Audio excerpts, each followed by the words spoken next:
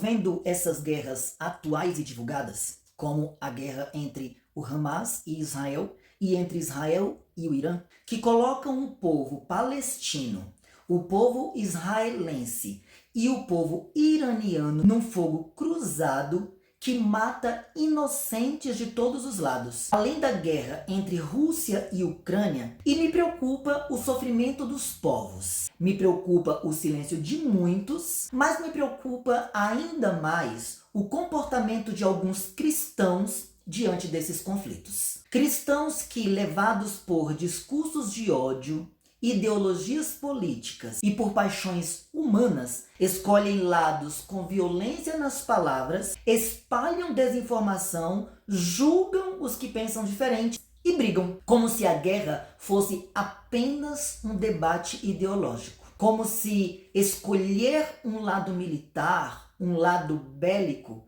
nos tornasse mais cristãos. Me causa estranheza, porque, sendo cristãos, deveríamos conhecer as Escrituras. Deveríamos saber o que Jesus disse que aconteceria nos tempos do fim. E mais do que isso, deveríamos saber como ele espera que nos comportemos. No versículo 6 do capítulo 24 do Evangelho segundo Mateus, Jesus diz assim: vocês ouvirão falar de guerras e rumores de guerras, mas não fiquem alarmados.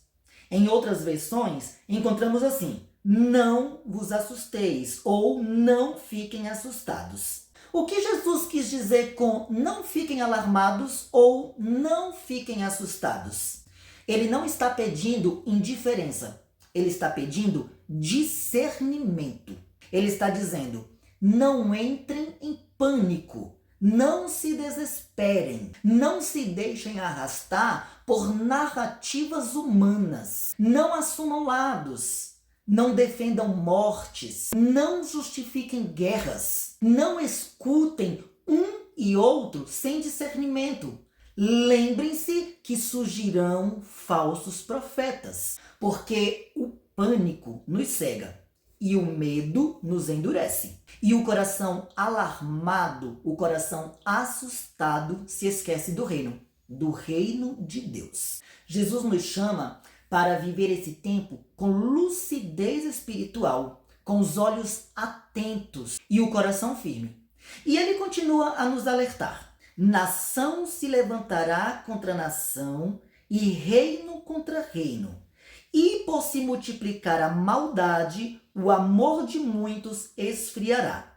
Ou seja, Jesus sabia disso e ele nos alertou. A guerra não é surpresa para quem ouve o mestre. E o que ele mais temia não era a guerra em si, era o coração do seu povo se perdendo no meio da confusão. Porque também quando olhamos para o Apocalipse, nós vemos que os tempos de tribulação viriam, que a paz seria tirada da terra, que o sangue dos inocentes seria derramado. Apocalipse 6 fala de um cavaleiro que recebe poder para tirar a paz da terra e fazer com que os homens se matassem uns aos outros. E diante disso, o que a Bíblia nos diz? Que os que vencem não são os mais armados, mas os que se mantêm fiéis ao Cordeiro. Eles venceram pelo sangue do Cordeiro e pela palavra do testemunho que deram.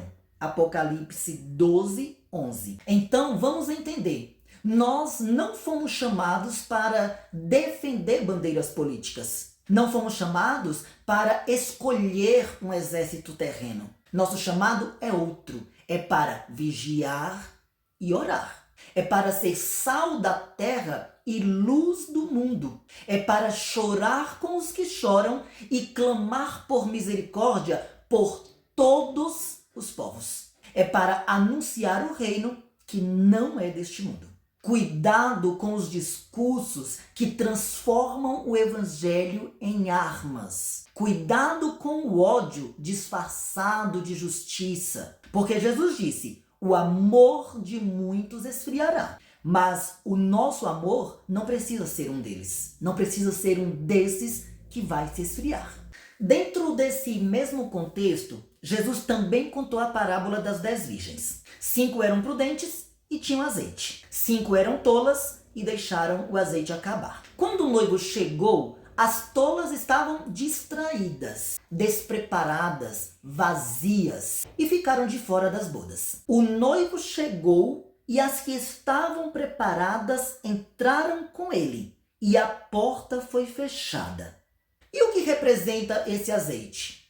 Pode ser o Espírito Santo, pode ser a fé viva, pode ser o amor não esfriado. Mas o que importa é, há um risco de estarmos tão preocupados com os conflitos do mundo que percamos o foco do reino. Que sejamos achados sem azeite, discutindo sobre política, defendendo exércitos, perdendo a mansidão, esquecendo o noivo.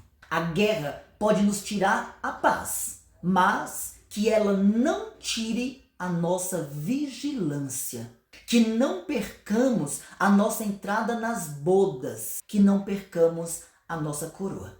Vamos entender assim, a guerra é real, o sofrimento também é real, mas para os cristãos, para aquele que crê na Bíblia, para quem acredita no ministério de Jesus, as profecias estão se cumprindo.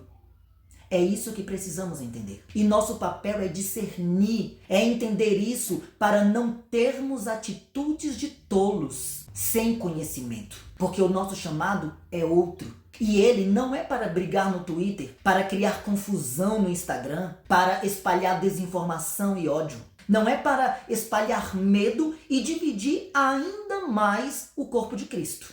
É para manter o amor aceso, para resistir firmes. É para esperar não por uma vitória política, mas pela vinda do nosso Rei.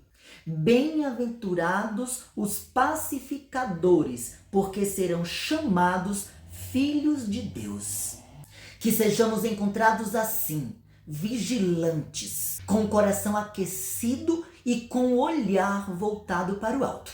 Porque o Cordeiro ainda reina e o reino dele não tem fim.